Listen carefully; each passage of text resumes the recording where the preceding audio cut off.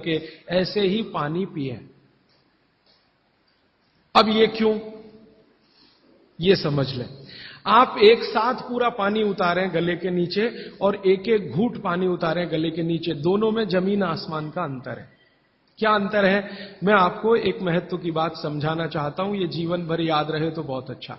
हमारे पेट में भोजन को पचाने के लिए अग्नि होती है और इस अग्नि को तीव्र करने के लिए अम्ल होता है, अम्ल, एसिड। आप जानते हैं पेट में अम्ल बनता है, प्राकृतिक रूप से बनता है।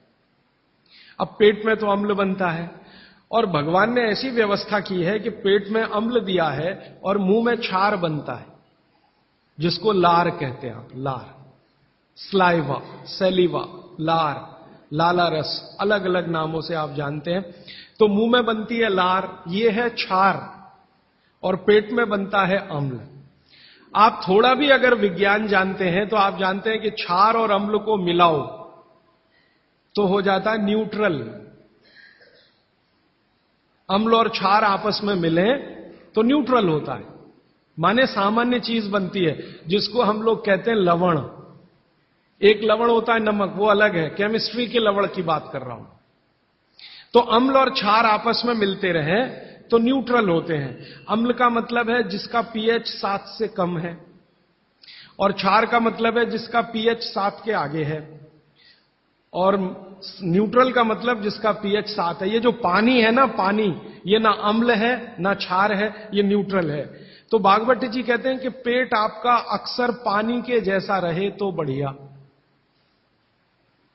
और जिनका पेट पानी के जैसा, माने पेट की अम्लता ना बढ़े और पेट का क्षारपन भी ना बढ़े, पीएच 7 के आसपास रहे, तो भागवत जी कहते हैं ऐसे व्यक्ति को 100 से ज्यादा वर्ष जीने की पूरी गारंटी है, बिना एक भी दवा खाए और बिना चिकित्सक के पास जाए। अब आपके पेट में अम्ल बन रहा है, मुंह में लार बन रही है। अगर पानी आप घूंट घूंट पीते हैं तो ये पानी के साथ लार मिलके अंदर जाती है, और पानी एक साथ गटगट गटगट पीते हैं तो कम लार पानी के साथ मिलकर जाएगी।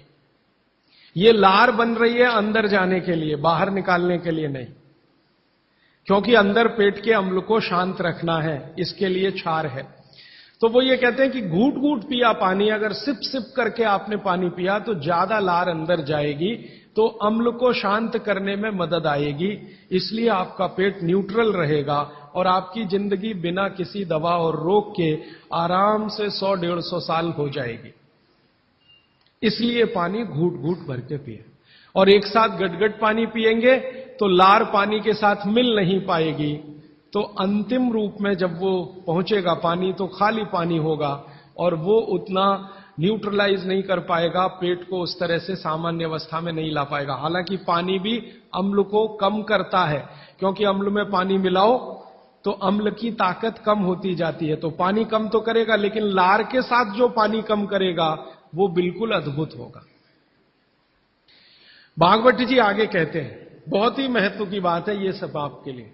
वो ये कहते हैं कि जो व्यक्ति सिप सिप करके पानी पिए, वो देखें जानवर कैसे पीते हैं।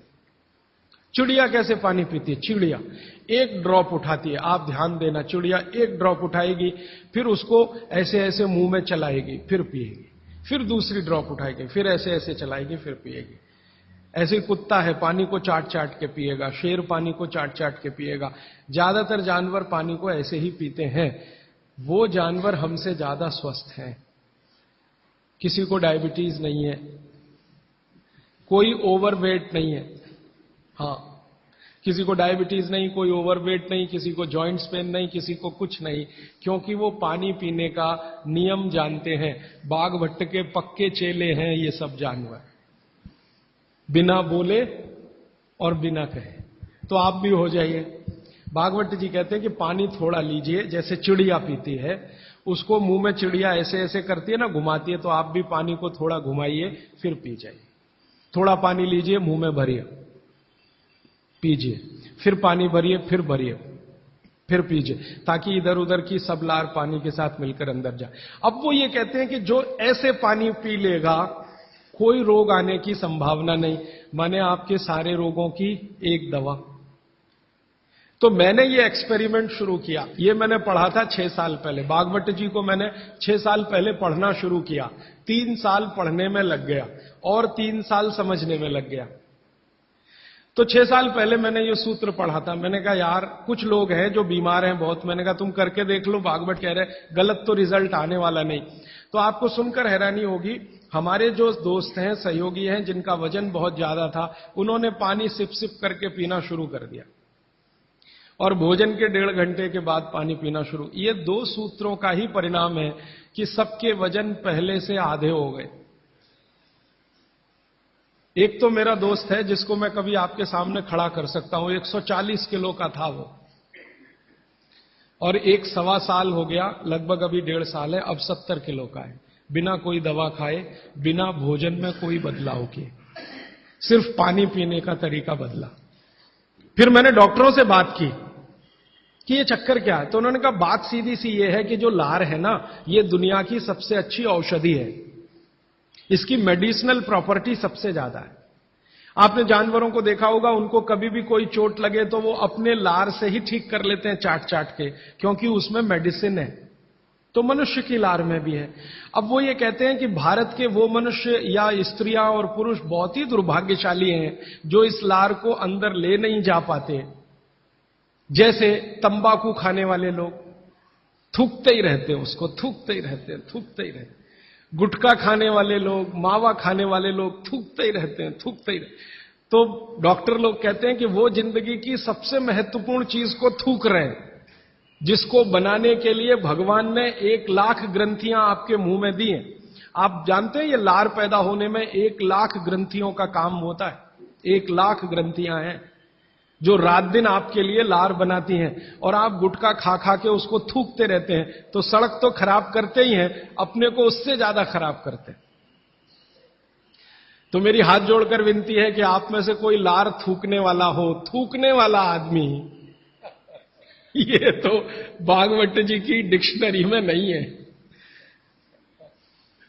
वो कहते हैं कि एक ही कंडीशन में आप कुछ थूक सकते हैं, जब कफ बहुत बढ़ा हुआ हो, तभी, बस। उसके अलावा दूसरी कोई कंडीशन नहीं कि आप थूकें। तो यहां तो बिना कफ बढ़े हुए तंबाकू खा खा के, गुटखा खा खा के थूक रहे हैं, तो ये थूकना नुकसानदायक है। गुटखा तो नुकसानदायक है ही, तंबाकू तो और भी नुकसानदायक है, उससे भी ज्यादा थूकना, तो मत थूकिए। तो फिर आप कहेंगे जी पान खाएं, तो पान खाने के लिए नियम बताया, बहुत माइक्रो लेवल पे कैलकुलेशन है भागवत जी। वो कहते हैं कि पान खाओ तो कत्था मत लगाओ, बिना कत्थे का पान खाओ, थूकने की गरज ही नहीं, क्योंकि जो भी खाओगे वो चूना है, कैल्शियम है, तो अंदर जाएगा, और वो कैल्शियम क्या क्या अद्भुत काम करेगा वो कल बताने वाला हूं मैं। तो वो कहते हैं कि पान भी खाना है तो थूकना नहीं है, कत्था है तो थूकना पड़ेगा, कत्थे बिना ही पान खाओ। माने हमारे पुराने पूर्वज और बुजुर्ग जो तंबाकू का नहीं, कत्थे का नहीं, सिर्फ चूना लगा के जो पान खाते हैं, वो भागवत के चेले सब के सब, शिष्य उनके। तो वो कहते हैं पान भी खाना तो थूकना नहीं है, जो मुंह में लार के साथ पान है वो अंदर ही जाए, क्योंकि पान और चूना दोनों ही मेडिसिन है। एक वातनाशक है और दूसरा पित्तनाशक है, और कफ का भी नाश करता है। पान तो पित्त और कफ दोनों का नाश करता है, और चूना वात का नाश करता है। तो वो कहते हैं कि पित्त और कफ का नाश कर दिया पान ने, चूने ने कर दिया वात का, तो वात पित्त कफ तीनों ही संतुलित हैं, तो पान खाके तो जिंदगी भर निरोगी रह सकते। ये है। तो आपको पानी पीना है घूट घूट भर के, ताकि ज्यादा लार अंदर जाए, और पानी को बच्चों की तरह से मुंह में घुमाइए, जैसे बच्चे अक्सर करते हैं ना, वो बहुत अच्छी क्रिया है। ठीक है, अब आगे चलता हूं। आगे का एक सूत्र है भागवत जी का कि पानी कभी भी पिए तो ठंडा ना पिए। पेट को दुरुस्त रखने के लिए ही है ये सारे सूत्र आज जो मैं कह रहा हूं। पानी जब भी पिए तो ठंडा ना पिए। कैसा पानी पिए जी? तो वो कहते हैं कि आपके शरीर का तापमान देखें, उसके अनुसार के तापमान का ही पानी पिए, माने शरीर के तापमान के बराबर का पानी पिए, माने गुनगुना पानी पिए।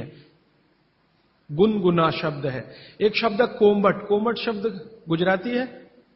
नहीं, मराठी है शायद। हां, गुनगुना पानी पिए। नवसे का पानी कहते हैं राजस्थान में, नवसे का हल्का गरम गुनगुना पानी पिए। कभी भी पानी की गर्मी शरीर के तापमान के ऊपर ना हो, ऐसा पानी पिए।